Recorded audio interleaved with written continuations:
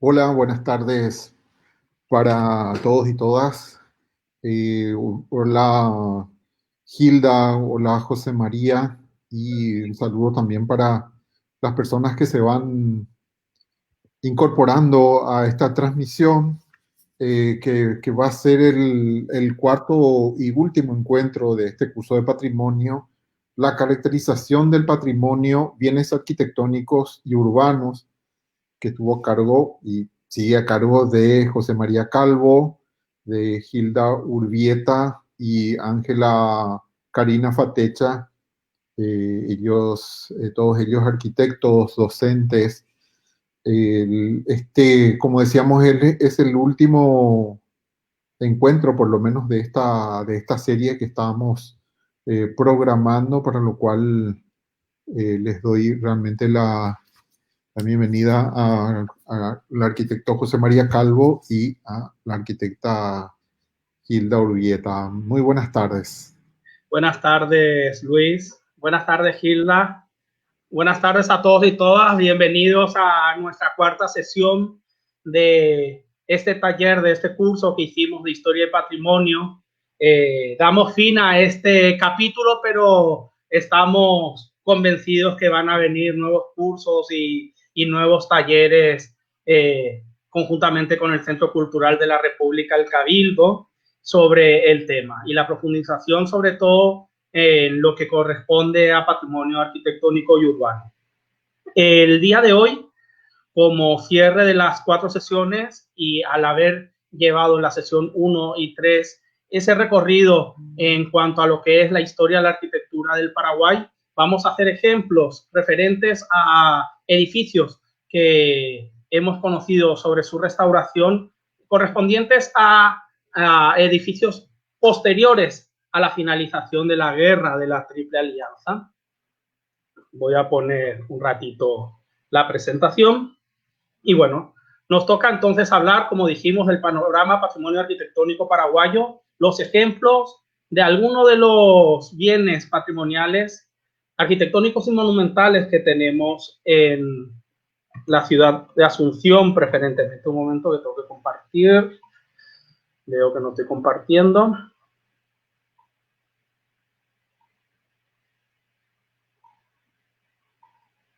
Ahí estamos.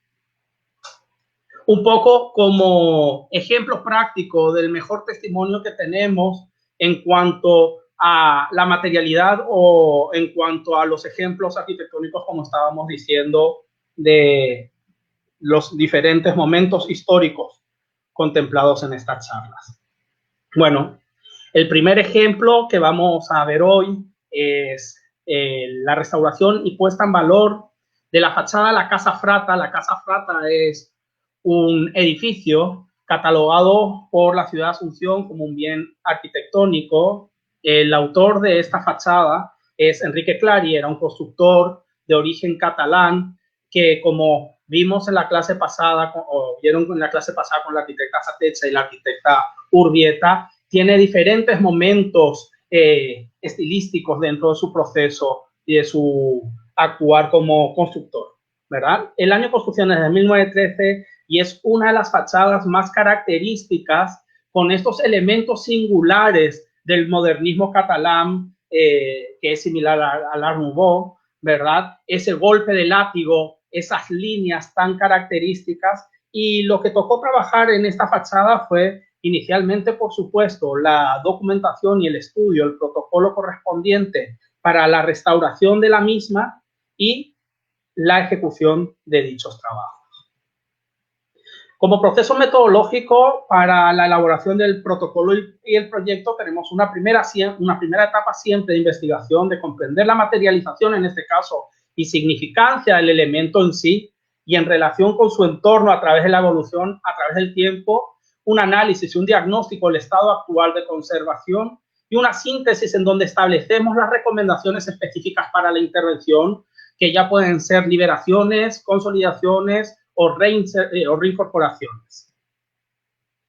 En este proyecto, en este trabajo en particular, lo que consideramos pertinente dar a conocer son las diferentes tecnologías aplicadas hoy en día al mundo de la restauración en nuestro ámbito tan específico, principalmente en cuanto al diagnóstico, en cuanto al saber las patologías y las causas que ejercen los daños, las patologías observadas, de manera a responder directamente a dichas causas patológicas.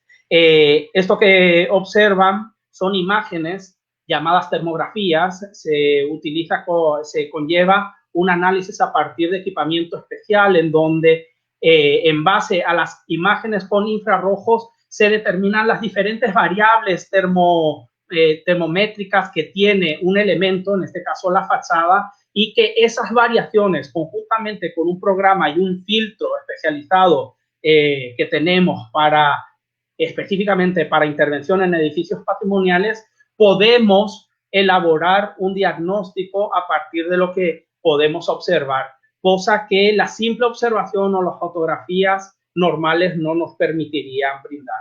Esta fachada en particular tenía unas problemáticas bastante singulares, principalmente en cuanto a la suciedad de la fachada en sí. Tenemos que entender que la calle Presidente Franco es una calle muy concurrida vehicularmente y también por transporte público, con lo cual el grado de contaminación del ambiente es bastante importante. El revoque es un revoque a la piedra, como vimos que se acostumbraba a principios de siglo, ¿verdad? Con lo cual esa porosidad permite una absorción aún mayor de los daños que puede producir el dióxido de carbono.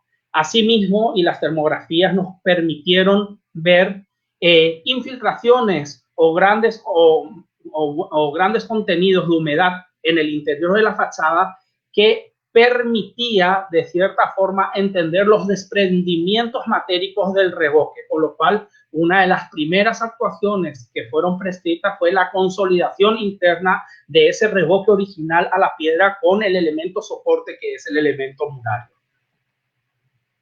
Dentro de todo este análisis, la Casa Frata nos obligó, como nos puede obligar cualquier edificio, a hacer el análisis de todos los ornatos, porque son las características singulares que tiene esta edificación, ¿verdad?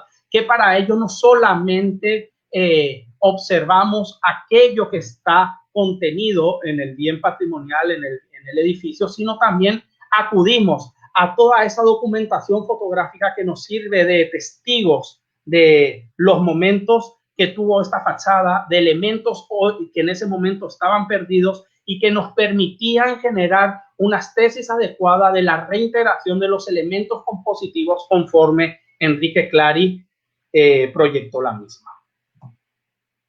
Este es un detalle conllevado de la reintegración virtual de todos los elementos compositivos en la planta baja.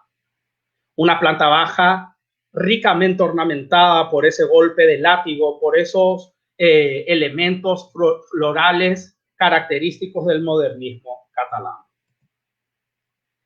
Y aquí tenemos, a partir de esa reinterpretación de la fachada, también el análisis patológico de la misma. Observamos, como dijimos, bastantes humedades infiltradas en superficie muraria que desprendían el revoque. Observamos, como podrán ver en el gráfico de la izquierda, pérdidas matéricas, todo aquello marcado en rojo, son elementos que ya no encontramos presentes en la fachada y que, como dije, la documentación fotográfica nos permitió reintegrar inicialmente virtualmente y entender el concepto de la fachada que Enrique Clary había planteado. Asimismo, aparecieron bajo las capas de suciedad esos azulejos maravillosos que también tiene la casa, que tenemos algunas fotos en esta lámina. Y bueno, este es un detalle de aquellos faltantes que fueron reintegrados. Para la reintegración de los faltantes, obviamente tuvimos que hacer el análisis físico y químico del revoque original, conocer sus características exactas para que la reintegración la conllevemos con ese material exactamente y no existan diferencias. Las diferenciaciones las tenemos en cuanto a la técnica. Aunque hoy en conjunto podemos ver que la lectura de la fachada de la Casa Frata es única, ojos técnicos o si vamos al detalle puntual, más allá de la documentación, pueden observar que la intervención conllevada en estos faltantes no es la original. Existe una mano, existe una técnica, existe una forma de ejecutar estas tareas diferentes a las que la originalidad no nos brindaba. Podemos observar debajo de todo esto también unas fisuras bastante importantes que teníamos, que bueno, que fuimos trabajándolas conjuntamente con la consolidación del revoque a la piedra. Y bueno, estos son los resultados obtenidos. Retiramos esas capas de suciedad, esas capas de smog, de dióxido de carbono que impregnaron no solamente el revoque a la piedra, sino los elementos constitutivos de esta fachada, sin quitarle esa pátina del tiempo al revoque, respetando ese tiempo que pasó desde el 1913 hasta el 2017 que trabajamos. Y bueno, los resultados aquí los tienen. Empezaron a relucir todos aquellos elementos que ya tímidamente estaban siendo protagonistas de esta fachada bajo esos velos de suciedad de tanto smog y dióxido de carbono principalmente, y sobre todo la consolidación de toda la superficie del revoque a la piedra al muro, al soporte murario, que permitió que se eviten ya los desprendimientos de material que se estaban observando en la misma. Bueno, otro ejemplo que vamos a hablar de algunos proyectos y protocolos que desarrollamos y intervenciones puntuales que hicimos es el edificio del Templo Histórico, la Masonería de la calle Palma, un edificio que pasa desapercibido muchas veces en el eje Palma, está entre la calle Montevideo y Colón. Las características de un solar totalmente estrecho, un edificio retraído, ¿verdad? Y la incorporación o la ubicación de nuevos programas de mayor altura en sus linderos hacen de que este edificio pase totalmente y muchas veces desapercibido. Los problemas que encontramos en este edificio, muy historicista y planteado funcionalmente para el uso que corresponde como templo histórico de la masonería, observamos principalmente a partir del ingreso de aguas de lluvia y presencias de humedades, ¿verdad?, las mayores patologías del edificio. Esto se debe a que los linderos, ¿verdad?, con la evolución urbana de la ciudad de Asunción, dejaron de ser linderos a la misma altura del edificio, se convirtieron en edificios de mayor altura, con lo cual la superficie de choque de agua de lluvia que se tenía y la canalización a partir de esas canaletas embutidas que daban al lindero del techo, hacía que el agua de lluvia sea mayor al caudal que podía soportar esa canaleta embutida, ¿verdad?, e ingrese. Y con todo esto la problemática de humedades y degradación de las maderas del techo, principalmente de esas cabreadas que a partir de las humedades y esa degradación propia de estas causas comenzaron con los problemas de xilófagos, de cupí.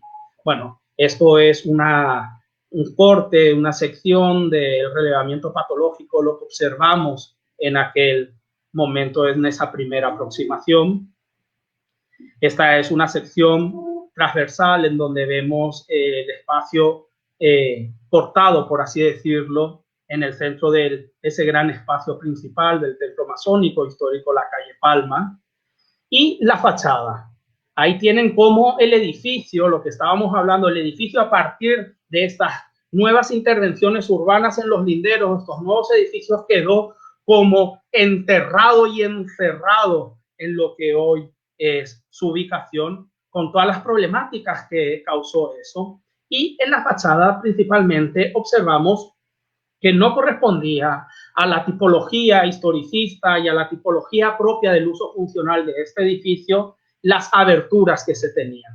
Faltaba, se hicieron las calicatas correspondientes y faltaba ese acceso principal frontal al edificio con esa escalinata, con esa aproximación directa a un edificio que para la masonería es tan importante, y teníamos un acceso lateral, ¿verdad?, como si fuera una especie de entrada de servicio que en ese momento correspondía al acceso principal de la edificación. Nuevamente, dentro del estudio y de datos que podíamos obtener anteriores de este edificio, obtuvimos fotografías en donde esta hipótesis fue totalmente demostrada, ¿verdad? Y nos permitió proponer lo que la propuesta realizaba. Dentro de todo el estudio, este edificio hay que reconocer que tiene un carácter simbólico muy, muy importante y un estudio de las formas, de la geometría y sobre todo las proporciones numéricas muy acabado en su fachada, que es parte del estudio que conllevamos a la hora de realizar este trabajo. Le dejo a la arquitecta Gilda Urbieta que nos hable un poco del análisis y diagnóstico de lo que llamamos la Villa Pomposa que hicimos entre los años 2017 y 2019.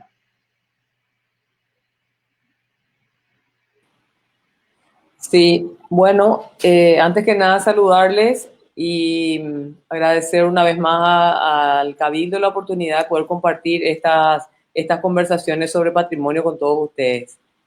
Efectivamente, la Villa Pomposa es una construcción que se encuentra sobre la avenida Artigas, casi Venezuela, lindando en su fachada norte, diríamos, al arroyo Muricao, y a partir de toda la investigación histórica que primero precede, antes de hacer el abordaje de cualquiera de estos temas de edificaciones patrimoniales, pudimos llegar a concluir de que era una de las villas que se encontraba sobre el eje del famoso Camino Real, que inclusive acompaña al Camino del Ferrocarril, y que es una de las pocas villas que queda sobre el eje Artigas, y que por lo tanto reviste un valor importante, no solamente como un hito histórico, sino que también marca toda una época y una forma de demostrar lo que era la sociedad asuncena, que iba adquiriendo propiedades suburbanas que les permitía tener una suerte de respiro y de descanso. La documentación a la cual accedimos nos permitió entender que esta villa tenía toda una expansión hacia lo que era el arroyo Muricao, y que obviamente que no tiene nada que ver con lo que ahora conocemos, ese fétido arroyo que es el que permite el desagote de todas las cloacas que van que vienen inclusive desde la calle Eusebio Ayala hasta terminar en el río a la altura de la Costanera actualmente, ¿verdad? Entonces, esto nos dio la oportunidad de poder rescatar esta villa como parte de un proyecto más ambicioso de los propietarios que pretenden hacer de la recuperación de este edificio el centro de lo que va a ser un proyecto superior, un proyecto industrial mucho más importante, pero la parte que nos tocó a nosotros era justamente el de potenciar ese valor de esta edificación como el eje, el corazón a partir del cual iba a desarrollarse ese proyecto ambicioso. Entonces, una vez más recurrimos a toda la tecnología. Veíamos en la imagen anterior todo lo que fue el análisis termográfico, que nos permitió entender cuáles eran las mayores patologías y sobre todo las causas de las patologías que íbamos encontrando a simple vista. Así también todo el estudio de lo que fueron los pisos, por ejemplo, que vemos también ahí perfectamente dibujados, y que obviamente iban a ser objeto de su recuperación como parte fundamental de lo que es la riqueza propia de esta edificación, que podemos ver también corresponde a esa época que hablaba José, también de la Casa Prata, de esa suerte de modernismo incipiente. O sea, aquí ya estamos hablando más bien lo que tiene que ver con ese avance de lo que va a ser el Art Nouveau o el modernismo catalán. Aquí ya estamos hablando de líneas mucho más geométricas, todavía en ese intento por incorporar lo que va a ser la arquitectura moderna propiamente dicha. Siguiente imagen, José. Aquí podemos ver entonces cómo también el entender la tipología nos permite ya desde el punto de vista formal identificar lo que tiene que ver con la construcción patrimonial propiamente dicha y lo que son los agregados. Entonces, eso también nos da la posibilidad de poder enfocar nuestra mirada en lo que es la recuperación del edificio patrimonial y poder proponer la libertad necesaria al propietario de saber qué es lo que puede eliminarse, digamos, sin tanto pesar. La siguiente.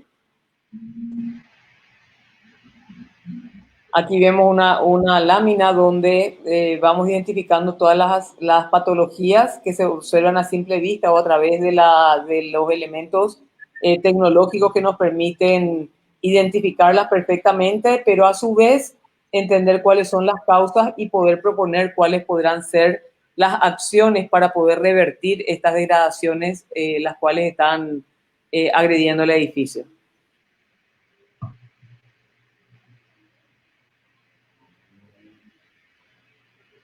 José, ¿querés continuar con esta? Continúa, Gilda, continúa sin problema. Bien, esta es otro encargo que tuvimos, que fue el análisis de la casa Martínez Yardes, que se encuentra en Cerro Coray Caballero, José. Herrera y Caballero. Herrera y Caballero, digamos casi en diagonal con lo que es la iglesia de San Francisco. Todo el estudio que realizamos sobre esta casa fue a raíz, obviamente, de los propietarios que tenían la intención de hacer unas intervenciones, hacer un agregado de obra nueva para poder adecuar esta tipología y esta construcción a las nuevas demandas de los nuevos usos a los cuales querían proponer. Entonces, esto nos permitió inclusive acceder a los planos originales que nos permitió entender de que la casa era, que se construyó solamente una parte de la misma, solo la planta baja, que gracias a eso también pudimos llegar a comprender por qué siempre nos llamaba la atención de que esta casa parecía una casa incompleta. Y entonces, efectivamente, le faltaba todo el segundo nivel y obviamente el remate, que es lo que iba a poder darle la proporción y esa característica tipológica propia de lo que eran los edificios de ese momento histórico. No solamente pudimos acceder a los planos, que están ahí un poquito amarillentos, sino que a su vez pudimos entender un poco también el funcionamiento de la casa, quiénes eran los propietarios y a raíz de eso entender toda lo que fue ese movimiento migratorio de esa migración tan importante de sirios libaneses que vinieron al Paraguay también a comienzos de siglo y que fueron, sobre todo, esta familia, la familia Martínez Yardes, es una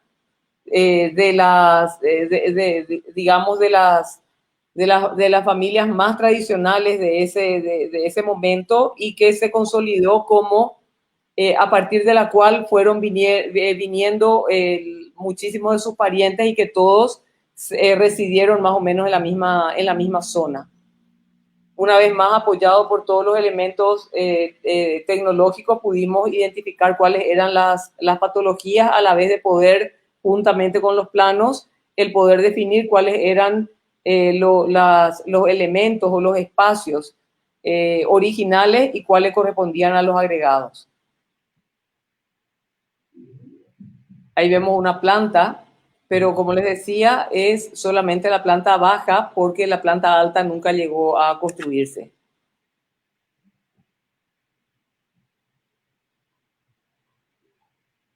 La siguiente.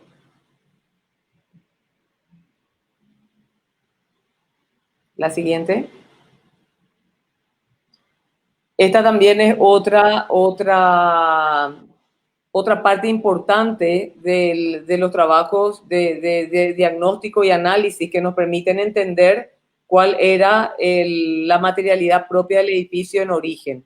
Vamos haciendo estratigrafías que son decapados, que se van haciendo con bisturí, obviamente, que son los especialistas, y que van desde la capa actual hasta llegar al muro, encontrando cuáles son los diferentes colores o las diferentes materias que se fueron superponiendo tanto en el muro, que es en la imagen de la derecha, como en la madera, en la de la izquierda, nos permiten entender en origen cómo fue pensado el edificio. Si estaba pensado, por decir, con algún, en el caso de la madera, con alguna terminación de madera natural, madera barnizada o madera lustrada en muchos casos, o si estaba pensada para ser pintada con pintura sintética, como es la situación en la que se encuentra actualmente.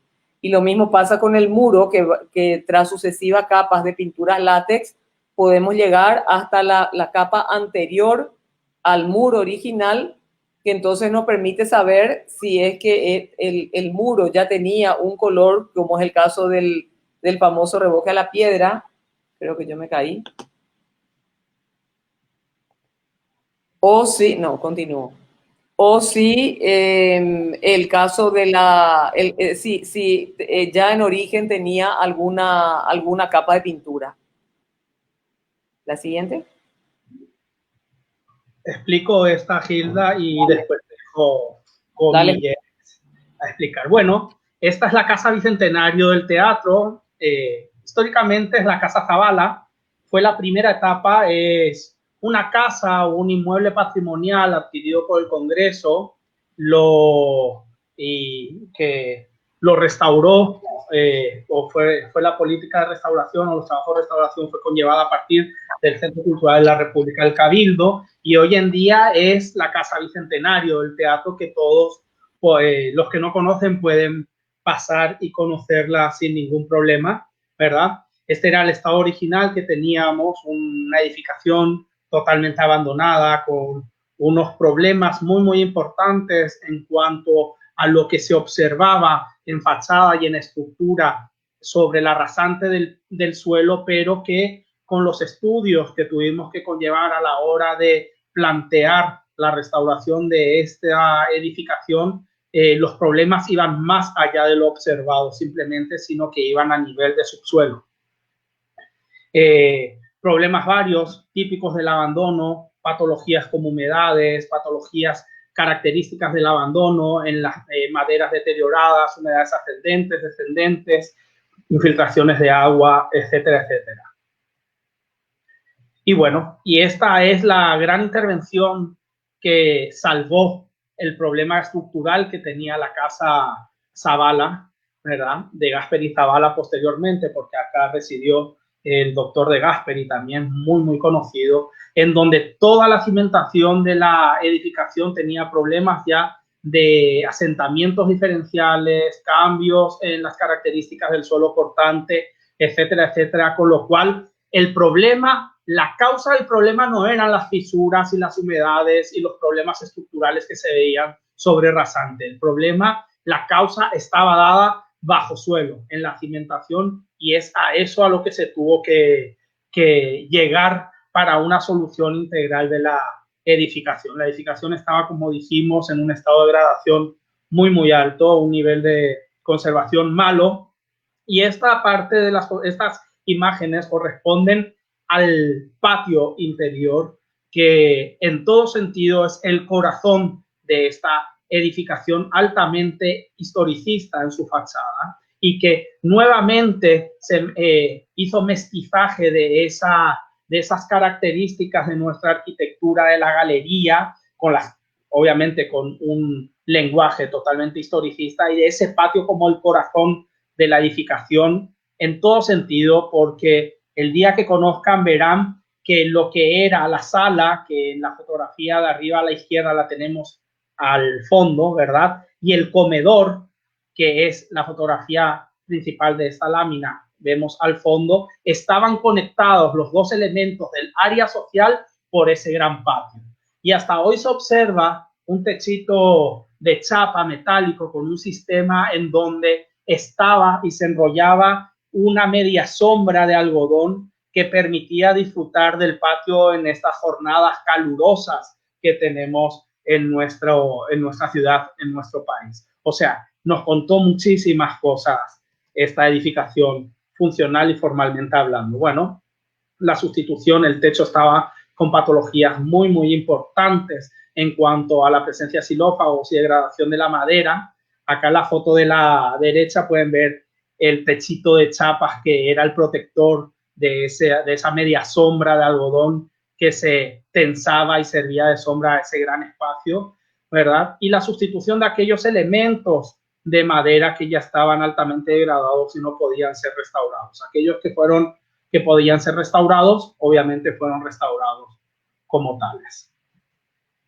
Bueno, parte de esos trabajos de liberación de las diferentes capas pictóricas agregadas en esos soportes, unos revoques finamente terminados con detalles, con ornatos también en revoque y capas de pintura, de enduidos y de diferentes elementos patógenos a este sistema constructivo, porque tenemos que entender que en este momento el proceso constructivo era de un revoque a la cal.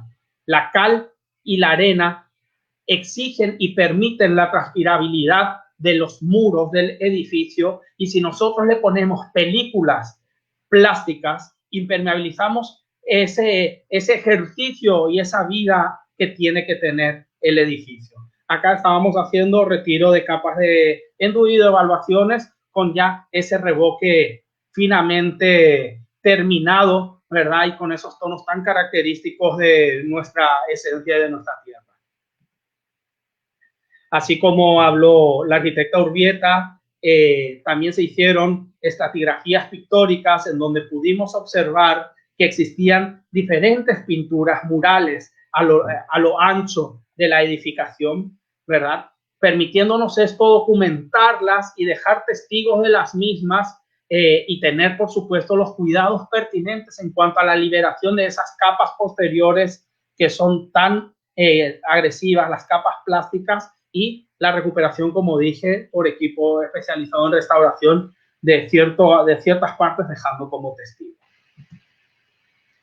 Asimismo, uno de los elementos más importantes que observamos en la edificación son sus bellos pisos calcáreos, ¿verdad? Cuidamos muchísimo estos pisos, estuvimos documentando cada vez que teníamos que retirar parte de ellos para hacer la submuración necesaria para el calce de cimentación de los muros, porque todos los muros fueron calzados, ¿verdad? Y en la foto de la izquierda podrán observar cómo estábamos conllevando en in situ, ¿verdad? En nuestro obrador, los apliques o las reincorporaciones de aquellos elementos que hacían a las ornamentaciones, ya sean de cielo raso como también de muros. Bueno, aquí trabajando, haciendo las prospecciones y evaluando el sistema matérico de la fachada, ya una fachada con ciertos trabajos de liberación, pero que nos exigían entender la situación del revoque propiamente dicho, ¿verdad? Y su cohesión o consolidación con respecto al sistema murario del edificio. Y bueno, esta es una fotografía de la inauguración, del día de la inauguración. El patio quedó como ese corazón que es el espacio principal de toda esta edificación, ¿verdad? Y respetando todos sus elementos compositivos, las columnillas metálicas, etcétera, etcétera. Más fotografías, la repercusión en prensa y resultados obtenidos. Estas son fotografías del día de la inauguración.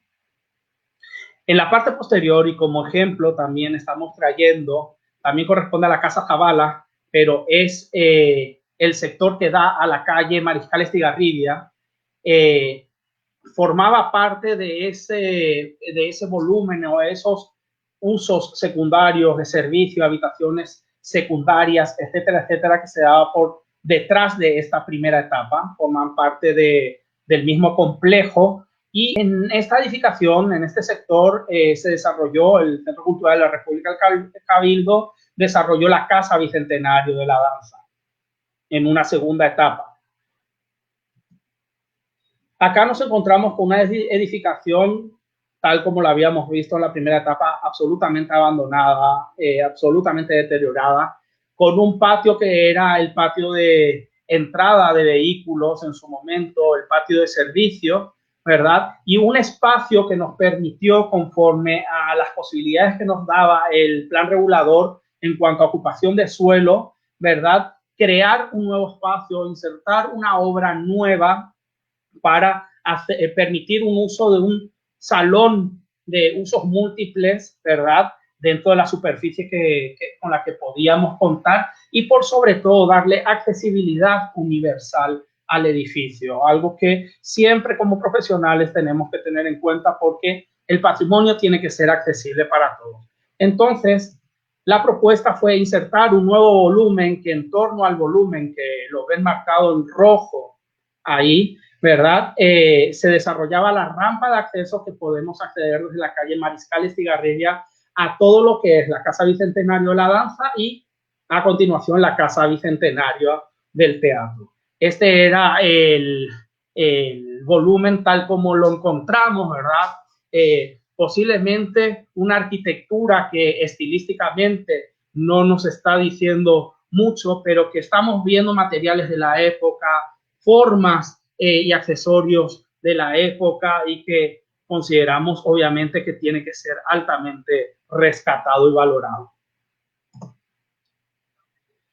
Eso nos permitió, con esa inserción de ese volumen, permitió no solamente generar un espacio de uso cubierto en lo que es la planta baja rasante a la calle Mariscal Estigarribia, sino que también en esa cubierta plana nos permitió generar una terraza como para un segundo uso al aire libre, un escenario, sentarnos, observar la calle, observar desde la calle esa comunicación urbana que se tiene que pretendimos obtener con eso. Y bueno, la recuperación edilicia, como ven, ¿verdad? De todo el ala secundaria de la Casa Tabala, ¿verdad? Y ese testigo de ladrillo visto, un ladrillo maravilloso con unos detalles constructivos de falsos arcos a modo de intel que propusimos dejar expuesto como evidencia de esa técnica constructiva, por supuesto con los cuidados pertinentes en cuanto a su protección, ya que no era un muro propiamente dejado inicialmente a la vista. Otro elemento significativo que a modo de respuesta a su encanto dejamos es ese tanque metálico característico de esta edificación, obviamente sin uso ya, pero que quedó como evidencia a la imagen que tuvo este volumen. Acá lo que hicimos fue conservar lo que existíamos, a excepción de la inserción de obra nueva, que es el nuevo volumen en el patio, no se hizo ninguna intervención extra. Y bueno, esta es una fotografía del momento de la inauguración de la Casa de la Danza, ¿verdad? En donde se ve, se observa cómo esa terraza nos permite ocupar dos espacios diferentes, cómo ese nuevo volumen nos permite ocupar un mismo espacio de dos maneras diferentes, cubierto, interior, protegido y un espacio exterior en donde nos podemos parar, sentar o vivenciar lo que está sucediendo en la calle y viceversa. Esta inauguración fue muy significativa por la apropiación y el uso también del espacio urbano que se conllevó por parte del Centro Cultural de la República del Cabildo. Hilda, no sé si querés seguir con Palacio Milleres, por favor. Sí, el Palacio Milleres es un edificio obviamente correspondiente a la propiedad privada, o sea, fue una gestión muy importante realizada por los propietarios y la suerte que tuvimos de poder coincidir plenamente con ellos en el sentido de poder de alguna manera entusiasmarles con todo lo que nosotros les proponíamos en cuanto a la recuperación de los valores propios de la edificación, a sabiendas de que muchas veces el propietario lo que más busca cuando hace una inversión inmobiliaria de este tipo es justamente buscar la rentabilidad de su edificio.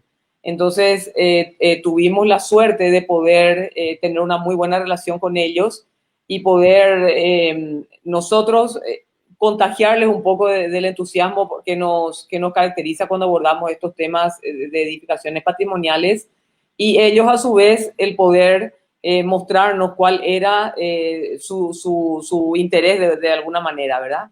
Entonces, el trabajo resultó ser sumamente grato porque podríamos decir que prácticamente tuvimos carta verde para poder hacer todos los planteos, poder recuperar el edificio en sus valores estéticos, pero también formales y constructivos en su mayoría. Y el trabajo resultó ser sumamente gratificante.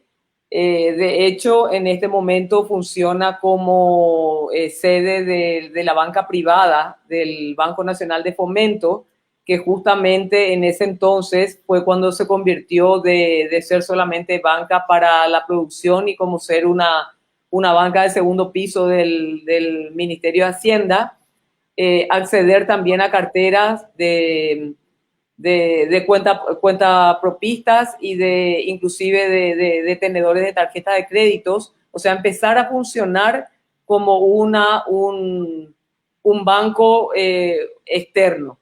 Entonces, la imagen que querían transmitir a través de este edificio fue justamente el de transmitir esa solvencia y ese aplomo propio de lo que es la banca, privada, pero apoyada y solventada por lo que es el Banco Nacional de Fomento, que es como si fuera el banco más importante del país. Entonces, justamente se juntaba un poco ese doble simbolismo que nos permitió traer esta edificación que estaba en un estado de abandono, pero traer al siglo XXI con toda la tecnología y con todas las necesidades propias de lo que un tema bancario amerita. Cuando nosotros abordamos este trabajo, todavía no sabíamos que iba a terminar siendo sede de un banco, pero desde el vamos fue pensado en independizar los niveles de manera que pueda funcionar como un edificio corporativo para un solo comitente, o que a su vez pudiera ser dividido en 4 comitentes distintos, porque este edificio cuenta con 2 plantas, que son las que vemos ahí en la fachada, pero a su vez cuenta con 2 entrepisos. Entonces, el planteo era hacer que pudiera funcionar para eventualmente 4 locatarios que pudieran querer arrendar el edificio independientemente.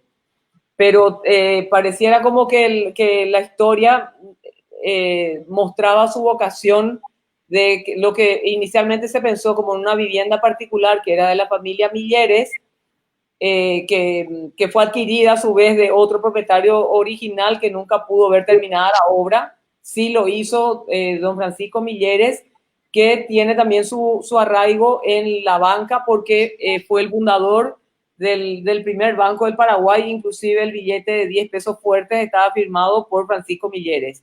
Son todos datos históricos a los cuales nosotros pudimos acceder para poder un poco también entender cuál era la vocación propia de ese edificio y también poder hacer un planteo que rescate todos los valores, no solamente los materiales, sino que también los valores intangibles.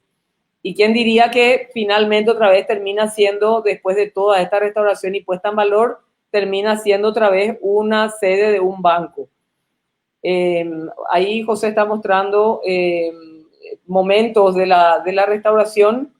Inclusive tuvimos la oportunidad de poder identificar una vez más cuáles eran los elementos originales del proyecto original y cuáles fueron los agregados que se hicieron ya en una primera restauración y intervención que fue allá por 1970 más o menos, cuando el edificio se convirtió en la sede del Banco Garapé y que finalmente, tras la quiebra de dicho banco, quedó unos 17 años el edificio abandonado, hasta que en el 2014 fue adquirida en un proceso de quiebra que fue sumamente largo, según nos comentaron, por estos inversionistas que entonces nos permitieron el poder recuperar otra vez toda esa espacialidad propia del edificio.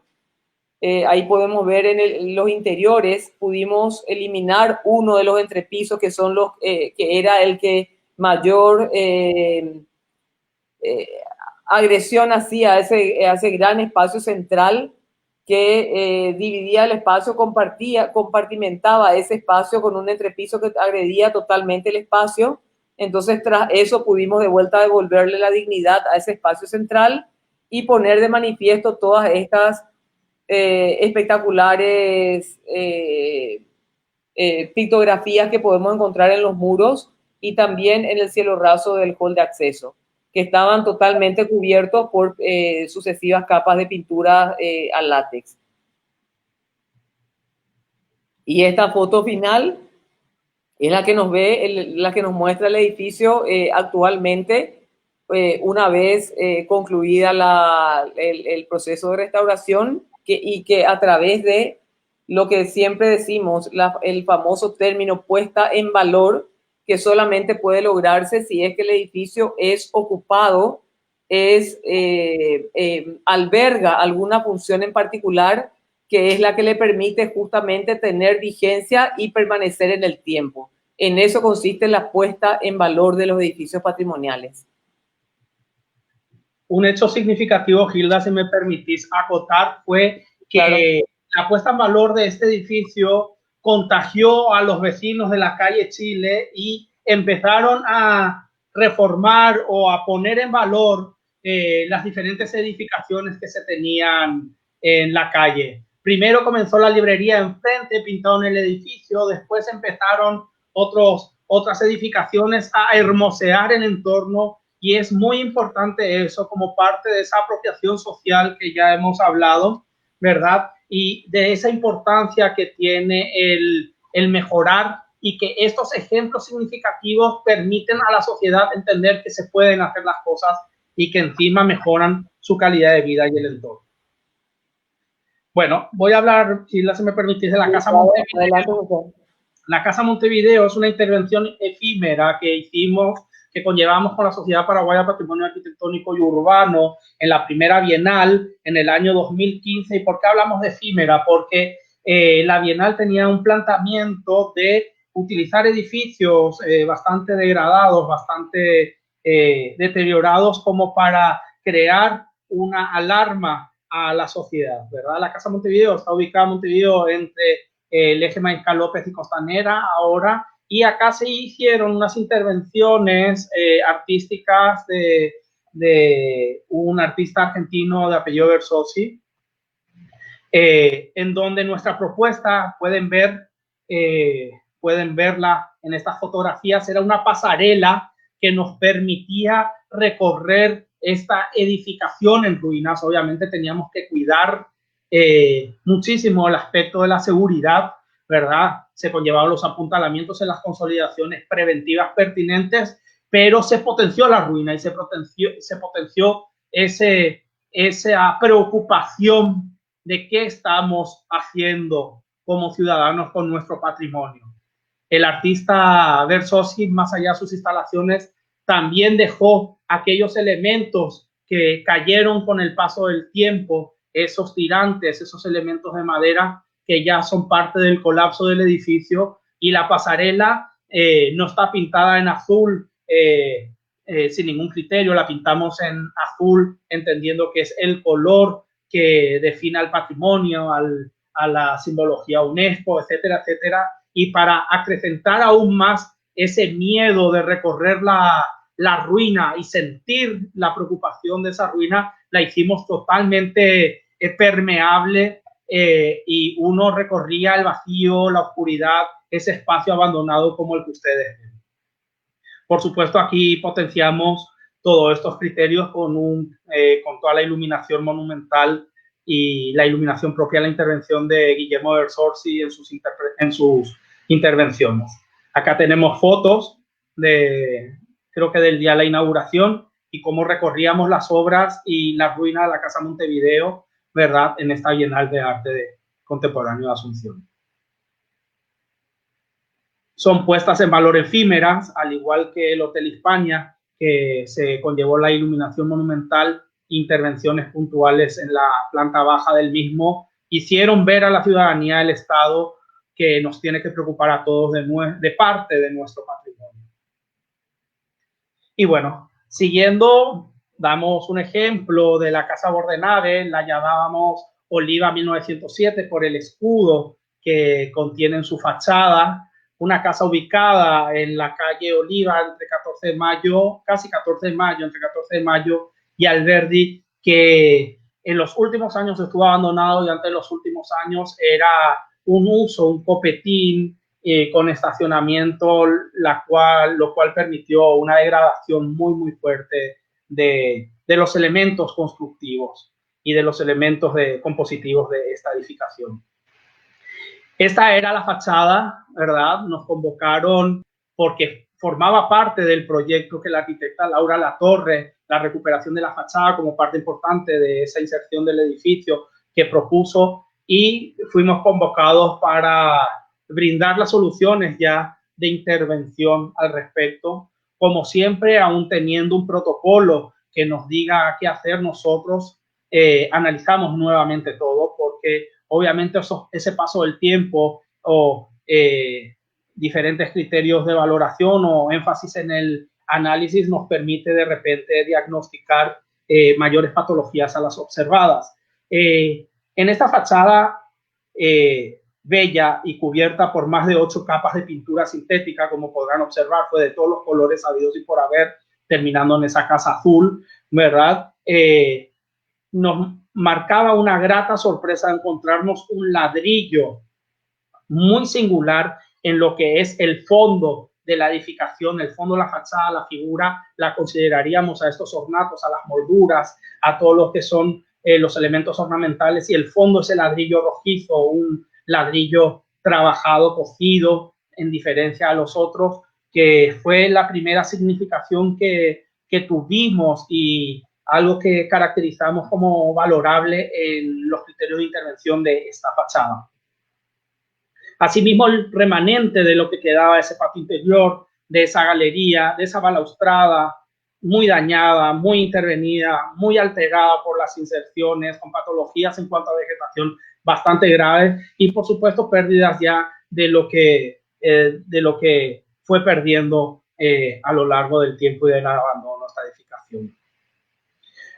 Acá nos abocamos a la liberación de todos esos elementos agregados y que dañaban significativamente al edificio. Creo que lo que hicimos es la conservación, no sé si hablar de restauración, sino de la conservación de los elementos originales altamente dañados, ¿verdad? Sí hablamos de restauración porque hubieron algunas reintegraciones, etcétera, etcétera, pero acá lo que hicimos es sacarle todas esas capas de pintura que tanto le afectaban al edificio. En la foto de la derecha pueden ver cómo el muro, ese fondo de ladrillo no estaba revocado, estaba pintado. Nosotros no lo encontramos con esas características que nos llamó, como dije, significativamente la atención, y consideramos que proyectualmente revalorizaba aún más esta edificación, por lo cual se propusieron los medios adecuados para la protección de este ladrillo.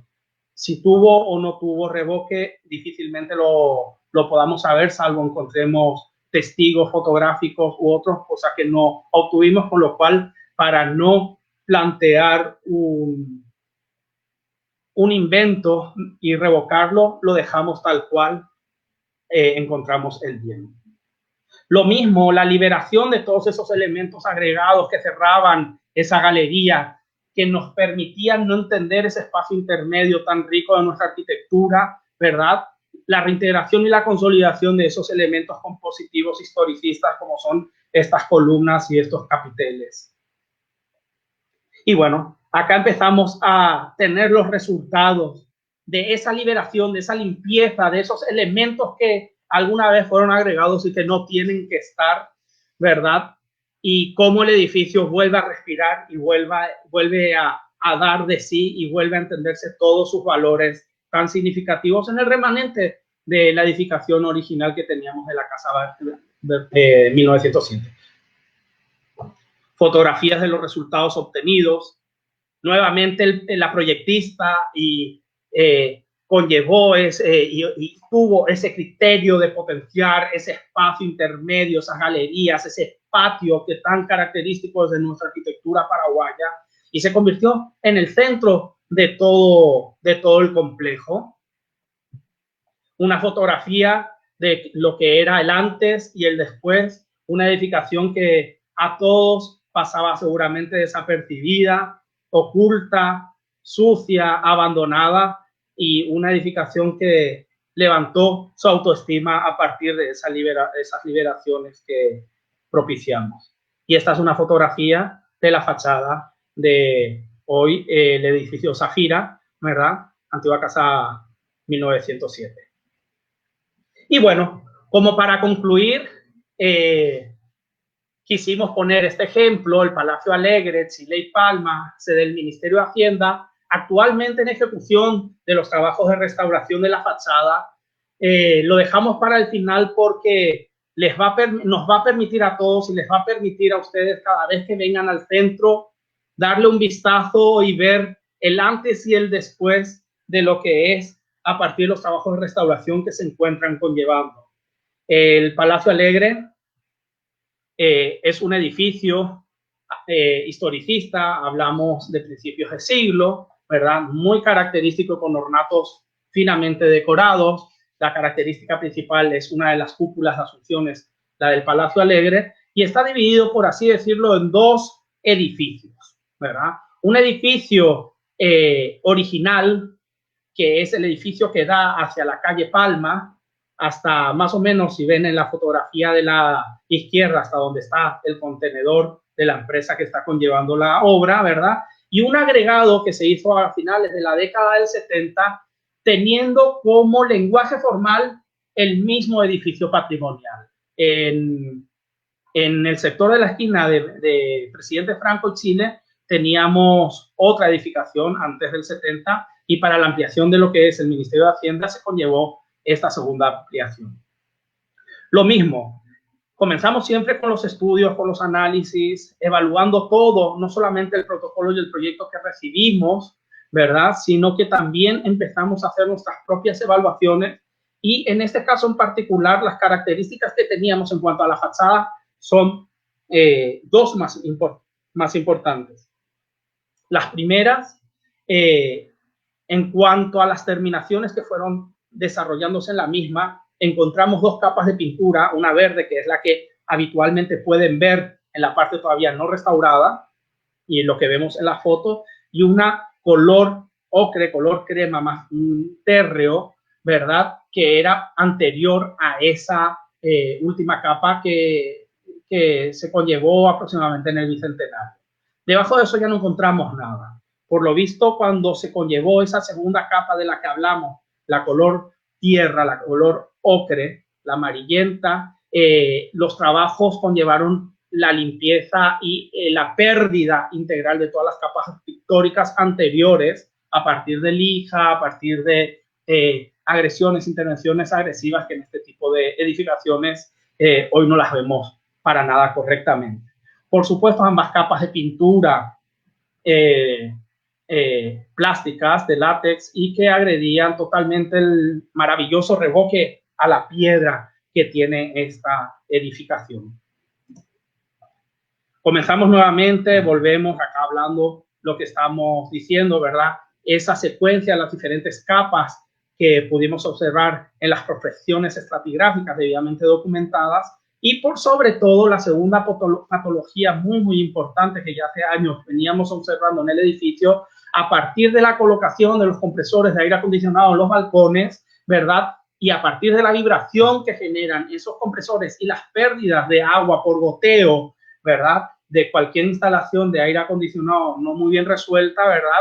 el estado de ruina de las estructuras, ya sean molduras, ya sean ornatos, como también de los balcones que, si recuerdan, están desde hace 4 años apuntalados por problemas estructurales. Y bueno, empezamos a liberar, empezamos a limpiar, a sacar esas capas que no corresponden al edificio, ¿verdad? Y empieza a surgir y aparecer ese revoque a la piedra tan maravilloso y tan característico de nuestras edificaciones historicistas de principio de siglo, ¿verdad? Obviamente, los daños producidos por esas capas pictóricas que no permitían la transpirabilidad de los muros y con ello de la capa de revoque, tuvimos que conllevar el sellado y la consolidación de esas capas de revoque, tanto por inyecciones a la estructura muraria como la consolidación y el saneado de las microfisuras que contenía el mismo, todo con materiales acordes, ¿verdad? Hicimos los análisis físico-químicos de la mezcla, estamos trabajando exclusivamente con cal o con productos que corresponden a una intervención de estas características, y acá empiezan a observar cómo se va recuperando y consolidando a esas estructuras, ese revoque a la piedra, que es el objetivo marcado a la hora de la restauración de esta fachada. Por supuesto, debajo de todas esas capas de pintura, de todos esos elementos que tapan los ornatos y que tapan esos elementos decorativos que nos cuenta y que nos quiere contar el edificio, aparecen también múltiples degradaciones matéricas por la transpirabilidad que no pudo ser. Acá tenemos la recuperación del sector del pretil. Esto corresponde a la fachada calle Palma, que se está trabajando actualmente, ¿verdad? Y las fotografías que tienen a la derecha, ¿verdad? Del proceso del cómo se va restaurando paso a paso este edificio. Un elemento muy, muy importante para la ejecución de los trabajos en este tipo de intervenciones, por supuesto, es este gran andamiaje que nos permite llegar hasta el último centímetro y evaluar y dar solución hasta el último centímetro de la fachada. Acá tenemos la liberación de esos elementos ornamentales, como vamos retirando esas capas de pintura con el debido cuidado y llegamos a ese revoque en donde intervenimos con esta capa de consolidación final, ¿verdad?, de estos elementos ornamentales y de fondo de la fachada. Partes del proceso, vean cómo va avanzando la consolidación y va avanzando la recuperación de ese revoque a la piedra. Momentos, como decimos, de cómo va prosiguiendo y cómo se va recuperando poco a poco, centímetro a centímetro, la materialidad de la fachada, como así también de los elementos constitutivos, las persianas, las ventanas, que en el taller que tenemos en obra estamos recuperando. Sí. José, permíteme que te interrumpa. Sí, es emocionante el poder apreciar, en la medida que se van quitando las capas de pintura de los elementos ornamentales, cómo pareciera que los elementos cobran vida. Con tantas capas de pintura que se van superponiendo unas encima de las otras, se pierde ese contraste que existe en los bajos relieves y en los altos relieves, y pareciera como que todo queda en un mismo plano. Al empezar a retirar esas capas de pintura, entonces de vuelta se obtienen todas las profundidades y todas las diferentes, las diferentes, como que fueran diferentes formas que tienen en sus concavidades y convexidades, y entonces es como que de vuelta surge el elemento ornamental de algo que antes estaba totalmente plano y estaba totalmente sin ninguna suerte de contraste. Gracias, Hilda. La lectura de todos esos elementos, de la figura a fondo, de lo que el constructor y el arquitecto nos quisieron expresar y nos quisieron hacer entender en la imagen arquitectónica de este edificio imponente a principios de siglo, ¿verdad? Y que era parte de esa migración, de esos usos comerciales. Acá teníamos la mayor tienda de telas de la ciudad de Asunción. O sea, nos marcaba algo, el querer traer esa Europa al corazón de Sudamérica, esa importación de ese lenguaje europeo, ¿verdad? Que en este caso en particular es bastante puro porque interiormente también mantuvo bastante ese criterio. Bueno, más fotografías del proceso que en unos meses más verá la luz, ¿verdad? Y que ustedes pueden ser testigos, obviamente por razones de seguridad, está con malla de protección, pero bueno, pueden ser testigos del remanente de la situación actual que tenemos del Palacio Alegre. La restauración del escudo, el elemento más significativo de la ochava de Chile y Palma, ¿verdad? Cómo se fueron liberando, ahí tienen en las fotografías de la izquierda la liberación de las diferentes capas pictóricas, las pérdidas matéricas que se tienen a partir de esa degradación matérica por la no transpirabilidad del revoque, etcétera, etcétera. Y bueno, la reintegración de aquellos faltantes, de aquellos elementos que faltaban y que han recompuesto la lectura integral del escudo del Palacio Alegre. Y bueno, y para finalizar esta foto, que como les digo, pronto verá la luz, en unos meses más verá la luz, todavía con esa pérdida, esa moldura que cayó, podrán ver en la parte inferior derecha, y cómo se va recuperando esa técnica, ese revoque a la piedra, esas características del lenguaje arquitectónico formal y típico de un estilo, de una arquitectura de principios de siglo, un historicismo tan fuerte y que, bueno, que es parte de nuestra historia de la arquitectura y que con estos trabajos se intenta recuperar esto que es tan importante para todos nosotros como paraguayos. No sé si, Gilda, querés acotar algo al respecto antes de pasar a la serie de preguntas, si es necesario.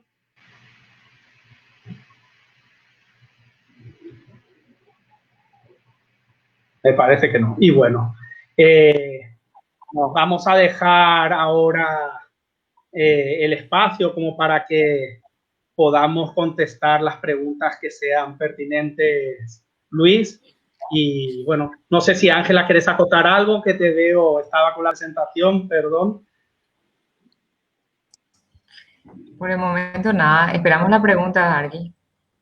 Dale, gracias, Luis, estamos a tu disposición. Bien, en realidad esta primera es un comentario de Dora Sechetto, ¿verdad? Que realmente es interesante esto de, digamos así, esta perspectiva nueva que puede ser para mucha gente realmente de salir y ver estos edificios recuperados sobre todo, ¿verdad? Creo que es interesante y que es bastante compartida esa sensación, ¿verdad? Yo le invito a Dora que si recorre, hablando del centro de Asunción particularmente, que recorra mirando con la mano, que no mire la planta baja, que no mire el zócalo, que mire lo que tenemos sobre el zócalo. Yo siempre le digo a mis alumnos, pónganse la mano así y vean arriba, porque la modernidad que se dio con el boom de Itaipú y se dio en ese zócalo, en esa planta baja, quedan todavía tantos remanentes de esta arquitectura que nos hace a nosotros, ¿verdad? Como sociedad y como ciudad, que restaurada o no restaurada, nos enseña muchísimo. Así que le invito a Dora y a todos que recorran el centro cuando puedan con este criterio de mirar para arriba. Bien, Isapul Duarte pregunta por el tiempo que lleva la restauración. Hola, Isapul. Bueno, depende del nivel de patologías que tiene, del criterio de intervención, del grado de intervención. Muchas veces los presupuestos nos dan para hacer una intervención integral, entonces se dividen en diferentes etapas. Entonces depende del alcance que tengan los trabajos a ser conllevados. Como dije, Isapul, creo que la restauración, no es que creo, sostenemos que la restauración tiene que ser la última de las intervenciones que tenemos que conllevar. Si conservamos y prevenimos los daños a los edificios, posiblemente no tengamos que restaurarlos. Quien de Alfredo Yegros, por un lado agradece por las presentaciones y dice, ¿cómo podríamos continuar en otro ciclo de cursos o actividades con la temática de patrimonio edilicio, su conservación y puesta en valor? Perfecto. Bueno, Alfredo, hola Alfredo y bienvenido nuevamente. Alfredo nos acompañó el año pasado. Ya nos hemos comprometido los aquí presentes y a la Universidad Nacional de Asunción, a la Facultad de Arquitectura, Diseño y Arte, en particular la Coordinación de Historia y Patrimonio, que conjuntamente con el Cabildo van a ser desarrollados otro tipo de cursos, otros cursos y talleres referidos al tema y por sobre todo actividades en las cuales podamos concientizar a toda la sociedad de la importancia del resguardo y el cuidado del patrimonio cultural, porque es en la socialización y en la apropiación social donde está el verdadero cuidado y resguardo de nuestro patrimonio. Si nosotros valoramos y entendemos el patrimonio como nuestro, posiblemente no solamente tengamos estas agresiones que creo que hemos observado en los últimos días, ¿verdad? Y que nos ha llamado tanto la atención, sino que vamos a cuidar. Es importante sentir el patrimonio como nuestro, porque es eso, somos nosotros. No sé si Ángela querés acotar algo, Hilda, al respecto. Importancia, así como habías dicho, la apropiación social. Yo creo que es fundamental. Es decir, el Estado o las instituciones encargadas de velar por el patrimonio los esfuerzos del Estado y las instituciones no serán suficientes si la sociedad no es la primera que se ocupa, que defiende y que entiende el valor de estos edificios. Hablábamos también en la clase pasada de cuál podría ser el aporte desde la academia, ya que mencionaste a la Facultad de Arquitectura, Diseño y Arte, y es bueno reiterar que desde la academia nosotros como formadores lo que hacemos es formar a las capacidades y al profesionalismo propio de aquellos que son los que van a tener a su cargo la especialidad de la intervención. Pero también por otro lado, el de a través de justamente este ciclo de charlas o cualquiera de las tareas de extensión a las cuales por supuesto estamos siempre abiertos, podemos favorecer y poder contribuir a todas las otras instancias educativas para poder de alguna manera sembrar, aunque sea una pequeña semilla, un pequeño inicio, un interés, una manera distinta de poder mirar el patrimonio para que definitivamente sea, como decía el arquitecto José, de que tenemos que sentirnos nosotros como paraguayos identificados con nuestro patrimonio.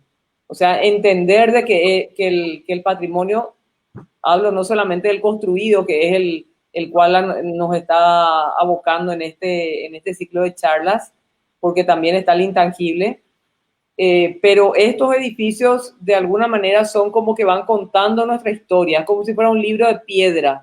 Es un libro que a través de su materialidad, a través de su masa corpórea, va contando las diferentes etapas por las cuales fue pasando toda esta construcción que significa ser paraguayos. Entonces, por supuesto que tenemos que entenderlo de esta manera para poder saber que la historia no solamente se puede leer en los libros, en las bibliotecas o en internet, sino que el mismo edificio nos puede ir contando nuestra historia. Bien, sobre eso, si me permiten agregar, más que nada de decir que vamos a llevar ese interés por seguir, vamos a llevar a la dirección del Cabildo, digamos así, de buscar también la gestión y sobre todo entendiendo que esto que están haciendo ustedes indudablemente tiene un valor que es inmenso, porque indudablemente a medida que más conocemos, más podemos proteger todo lo referente a este patrimonio, ¿verdad? Sobre todo a esto que estamos hablando ahora de patrimonio tangible que de alguna manera también sostiene y alberga el patrimonio intangible, ¿verdad? Creo que hay mucha conexión entre todo eso. Perdón por el comentario, pero sí, es así. Más que nada, quiero decirles, bueno, sí, vamos a hablar con la dirección y proponer. También Luis, el patrimonio. O sea, nosotros ya no podemos ver solamente la materia. El patrimonio y la restauración tiene que estar dada para la sociedad que entiende y que interpreta ese patrimonio. Hay una frase muy repetitiva, ¿verdad? Nadie puede valorar aquello que no conoce. Lastimosamente no fuimos mayormente educados en valorar, en conocer nuestro patrimonio. Siempre hablamos con la profe Ángela, con la profe Gilda, de nuestra intervención en la academia, ¿verdad? Pero estamos llegando tarde. Siempre nos ponemos un mea culpa, pero bueno, intentamos hacer lo que podemos, porque tenemos que ir a los más chicos, así como aprendieron que no se puede tirar basura por la ventana, los más chicos tienen que entender de que ese edificio es importante porque somos nosotros. Y poco a poco, rescatar las actividades que ha hecho el Cabildo y que nos tocó acompañar, las bienales, esos trabajos con los escolares, esa vivencia que tienen los chicos y que les puedo asegurar que van a ser aquellos que van a decirle a su papá, no, eso no se puede hacer porque ese edificio es importante, es nuestro. Entender que el patrimonio es nuestro, que no es algo ajeno a nosotros. Esa apropiación social es sumamente importante y, por supuesto, daremos todo lo que podamos como profesionales y como docentes dentro de la facultad en el área de extensión universitaria con los alumnos para hacer los proyectos que sean necesarios, y sé que el Cabildo tiene como objetivo principal esto, y las actividades que ha desarrollado y las restauraciones, las adquisiciones que ha conllevado lo demuestran. Bien, muchas gracias. Gabriela Arce, y a partir de la conclusión de las restauraciones, ¿a cargo de qué instituciones quedan las conservaciones de los patrimonios? Tal vez se repite un poquito con preguntas anteriores en otros momentos. Voy a hablar así en un panorama general, porque obviamente podríamos hablar muchísimo, ¿verdad? La institución que debe precautelar el patrimonio cultural es la Secretaría Nacional de Cultura, a partir de su Plan Nacional de Cultura y, por supuesto, la Ley de Protección del Patrimonio Cultural, la 5621/16, que esta semana la hemos escuchado tanto. Yo, como arquitecto y abogado, estoy feliz de que ya todo el mundo conoce la Ley de Patrimonio Cultural, ¿verdad? Lastimosamente, con los sucesos acaecidos, ¿verdad? Pero la instancia es la Secretaría Nacional de Cultura, pero el Plan Nacional de Cultura y la Ley de Protección habla de la descentralización, o sea, que a partir de la Secretaría de Cultura, ¿verdad?, van a las gobernaciones y por sobre todo a las municipalidades, porque es el actor endógeno, el individuo social de la comunidad el primero que debe proteger. A partir de la apropiación propiamente dicho, de nada nos sirven las leyes escritas si nosotros mismos no lo cuidamos, ¿verdad? La ley, el papel está ahí, y eso. En cuanto a los trabajos de restauración propiamente dicho, el Ministerio de Obras Públicas en su carta orgánica tiene definido que debe conservar el patrimonio nacional, y muchas de las obras que se conllevan de restauración de inmuebles públicos, ¿vale?, están conllevadas por el Ministerio de Obras Públicas, particularmente por la DOP, Dirección de Obras Públicas. Un resumen, una síntesis de las instituciones involucradas. Bien, la siguiente, que creo importante, justamente con relación a lo que estabas diciendo, ¿verdad? O sea, ¿qué pasa con el sector privado con relación a estos trabajos? Y bueno, no quiero hablar de reconstrucciones, Rubén, porque reconstrucciones es un término que no lo utilizamos. Restauraciones o conservaciones, ¿verdad? Sí, en el ámbito privado son los propietarios los que asumen estos costes, ¿verdad? Es uno de los principales problemas que tenemos, porque obviamente son costos importantes, pero en la experiencia que tenemos dentro del ámbito privado, ¿verdad?, siempre ha dado mayores beneficios que costes la recuperación. Si se va a utilizar para fines corporativos, comerciales, es un valor agregado, es un valor a tener en cuenta en cuanto a la responsabilidad social de una empresa, existen diferentes medios que equilibran ese gasto, ¿verdad? Ese coste que se tiene. Pero sí, el Estado paraguayo, conforme a la ley, se debe dar la exoneración impositiva a aquellos inmuebles, pero existe ahí una falta de comunicación entre lo que dice la ley y lo que finalmente definen los municipios, y bueno, suele ser un problema bastante importante que no llegan a obtener resultados favorables al respecto.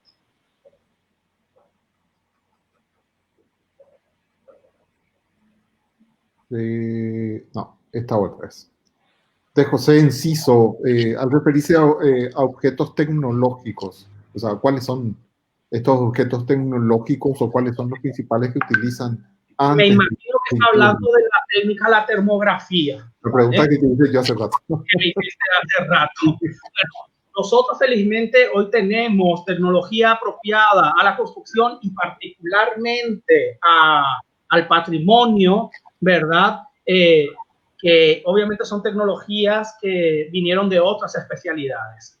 Como habrán visto, observamos muchísimo el tema de las termografías, ¿verdad? Esa es una tecnología que aplicamos muchísimo, ya que nos permite obtener datos sin tocar el inmueble. Son medios de prospección no invasivos. Podemos hablar también de los endoscopios que habíamos visto en el ejemplo de Luque, cómo pudimos observar endoscópicamente las patologías internas en una cimentación, hidrohigrómetros, resistógrafos, tecnología que apropiamos y que utilizamos para diagnosticar al edificio sin tener que intervenir o tocarlo en un primer origen. Es la primera fase de la investigación, que es no invasiva.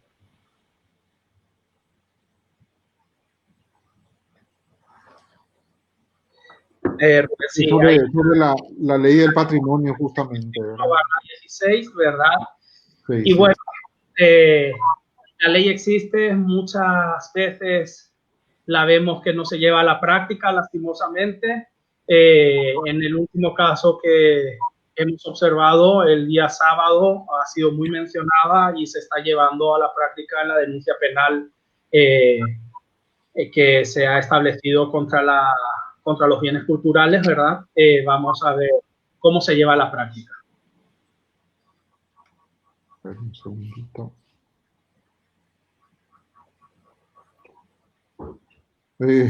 Sí, bueno, realmente. Espero que este video llegue a los propietarios de otros edificios, así como estos trabajos de élite devolverán al Centro Histórico de Asunción el sitio que se merece. Felicitaciones, dice Luis.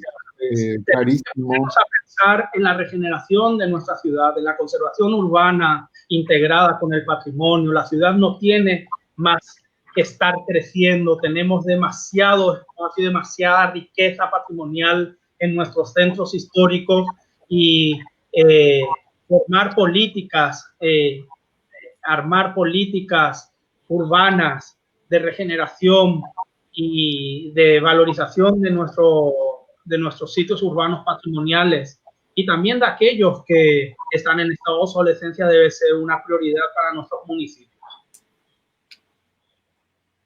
La siguiente, bueno, es una pregunta para vos, José. ¿Es posible que con fotografías se pueda reconstruir, dice, una construcción?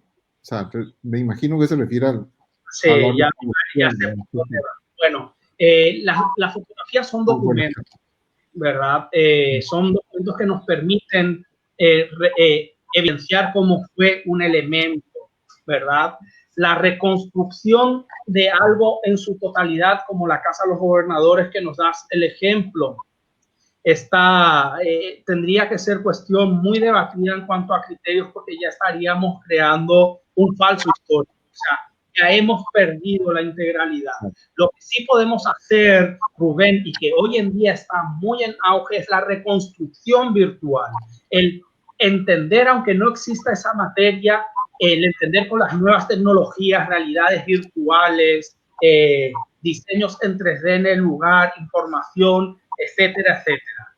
les invito, pueden ver en diferentes ciudades que tienen todo un recorrido patrimonial en 3D, en donde te pones el visor con el celular y podés recorrer, por ejemplo, la Salamanca de la Edad Media, la París gótica, etcétera, etcétera. O sea, la reconstrucción en el siglo XXI, ¿cómo la podemos entender? Porque la reconstrucción también se puede entender con el uso de las nuevas tecnologías. Sería fantástico una holografía ahí en el lugar, ¿verdad? Pero bien, de vuelta sí por la cuestión más técnica, ¿verdad? ¿Qué elemento tecnológico emplearon para llegar a la conclusión de que el problema estaba en los cimientos, en la casa Zavala de la que estaban hablando? Calza de cimentación a partir de elementos elaborados in situ. El firme estaba a 3 metros. Teníamos un problema muy parecido al que explicamos en la estación de Luque, con lo cual teníamos que hacer cimentación profunda, ¿verdad? No hincada, tenía que ser perforada in situ para llegar al firme y a partir y en base a esa cimentación asentar la cimentación original del edificio. O sea, se le puso unos tancos al edificio para que la carga se pueda transmitir y no tengamos problemas de esos asentamientos diferenciales. Ricardo Flecha pregunta si existe registro de bienes de patrimonios históricos y también sobre un convenio entre la Secretaría de Cultura, que sería la FADA probablemente, la Facultad de Arquitectura de la Nacional. Existe un... Sí, habla Ángela. Tenemos un convenio macro con Secretaría Nacional de Cultura que se firmó en tiempos de arquitecto. ¿Cuándo fue el trabajo de Kikuo? ¿El 2018? 2019. 2019. Fue un convenio macro con la Secretaría Nacional de Cultura, con el ministro actual, ¿verdad? Pero de ahí a desarrollar trabajos en común, hasta el momento nosotros no tuvimos ningún otro acercamiento de la Secretaría de Cultura, ¿verdad? Ahora, con respecto al punto sobre el trabajo o lo que habló la arquitecta Gilda y el arquitecto Calvo de la Facultad de Arquitectura, Diseño y Arte de la Universidad Nacional de Asunción, es importante entender que nosotros somos la institución referente. Es decir, todos los egresados de nuestra facultad son los que están trabajando técnicamente en la restauración y en este tipo de intervenciones, como son el arquitecto, la profesora Gilda, y no solamente en la restauración. Los 3 brazos comprometidos de la universidad o la educación superior, nosotros desarrollamos en esta área, que es la educación, que es la formación de técnicos, la extensión por los trabajos como este caso que estamos trabajando, o con los estudiantes, con infinidad de proyectos que llevamos del área de historia y patrimonio con los arquitectos, y también con la investigación, porque estos trabajos que nosotros exponemos hoy respecto a la historia, la arquitectura y el urbanismo son resultado de investigaciones académicas. Eso es lo que yo quería recalcar hace rato, y ahora adjuntar con respecto a esta pregunta o esta consulta sobre los convenios existentes. Ahora, nosotros trabajamos, pero hay que entender cuáles son los compromisos de cada institución. Bien, y en cuanto al registro, existen en algunas municipalidades el catálogo y el registro, ¿verdad? Existe contemplado en la ley el registro nacional, pero es bastante incompleto. Es uno de los trabajos pendientes que existe, porque lo primero que tenemos que hacer es documentar. En el derecho lo que no está escrito no existe, y esa es una de las grandes debilidades que tenemos en cuanto a la protección del patrimonio. Bien, a ver, por lo menos creo que no tengo una pregunta pendiente, son más que nada saludos y agradecimientos, comentarios sobre el tema. Nos siguen comprometiendo a seguir trabajando con el Cabildo, que tan amablemente nos acogió ahora y nos invitó al arquitecto Calvo, a la arquitecta Gilda. Gracias desde mi rol como docente, y bueno, Luis, tu acompañamiento siempre es un gusto, ¿verdad? Y bueno, no sé qué más agradecer que al Cabildo por este tiempo, este espacio para poder compartir con la sociedad nuestros conocimientos y nuestros trabajos desde la Facultad de Arquitectura. Bien, de nuevo, gracias realmente a ustedes por este aporte realmente invaluable.